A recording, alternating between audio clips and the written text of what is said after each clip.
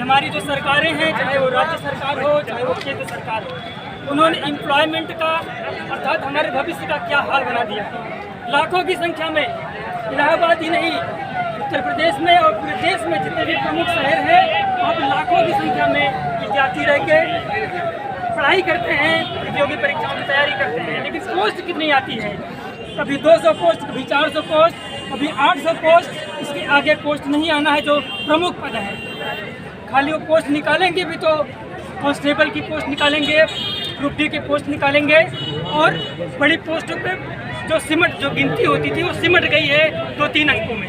तो बात और भी है, हम कहेंगे, और साथ में हम शिक्षण संस्थानों पर भी बात करना चाहते हैं, क्योंकि देश के जितने भी शिक्षण संस्थान हैं वो सरकार के निशाने पर हैं। क्योंकि सरकार जो है कॉरपोरेट पूंजीपतियों से वादा कर चुकी है कि हम आपकी कंपनियों के लिए सबसे सस्ता मजदूर बना के देंगे। भारत के समाज को हम सस्ता मजदूर बनाने की फैक्ट्री बना देंगे। क्योंकि ये वादा उन्होंने पूंजीपतियों से अडानी, अंबानी, टाटा, बिरला से कर रखा है।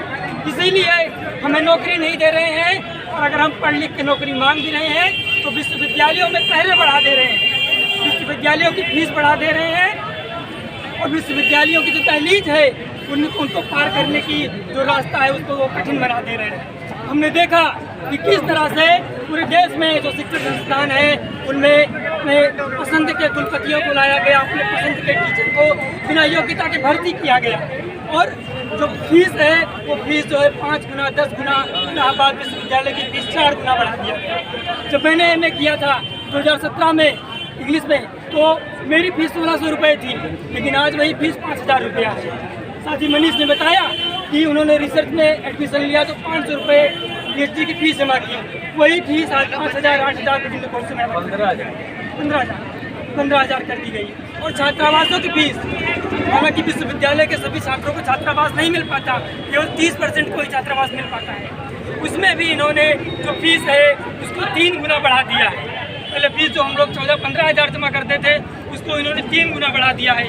तो हम देख रहे हैं कि किस तरह से जो शिक्षण संस्थानों पे हमारे देश की जो मोदी सरकार है, जो शिक्षण संस्थानों पे एक हमला करने का सिलसिला शुरू हुआ था। 2016 में पहला हमला जेएनयू पे किया गया था, इसके बाद जामिया पे, उसके बाद एएमयू में, बीएचयू में, लखनऊ यूनिवर्सिटी में, देश के तमाम विश्वविद्यालयों में उन्होंने ना सिर्फ फीस बढ़ाई, ना सिर्फ भ्रष्टाचार किया, बल्कि लाठी चलवाई। उन्होंने लाइब्रेरी में पढ़ते हुए छात्रों पर उन्होंने लाठी चलवाई। उनको पढ़ने लिखने वाले छात्रों से दिक्कत है, क्योंकि छात्र पढ़े लिखेगा तो सवाल करेगा, और जब सवाल करेगा तो उन तानाशाहों की कुर्सी हिलाने का काम करेगा। इसीलिए वो नहीं चाहते कि गरीबों के, किसानों के, दलितों और पिछड़ों के बच्चे पढ़े और पढ़कर सवाल करें, पढ़कर रोजगार और शिक्षा में अपना हक मांगे, इस पूरी व्यवस्था में अपना हक मांगे। वो नहीं चाहते हैं। इसलिए हम वो पीढ़ी हैं, हम ऐसी दहलीज पर खड़े हैं कि हमें पढ़ना भी पड़ेगा और लड़ना भी पड़ेगा।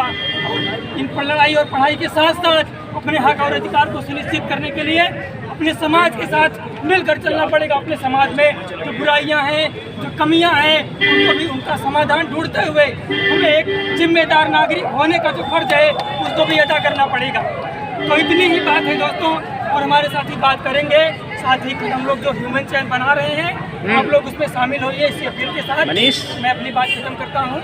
जय भीम, लाल सलाम, इनकलाब जिंदाबाद।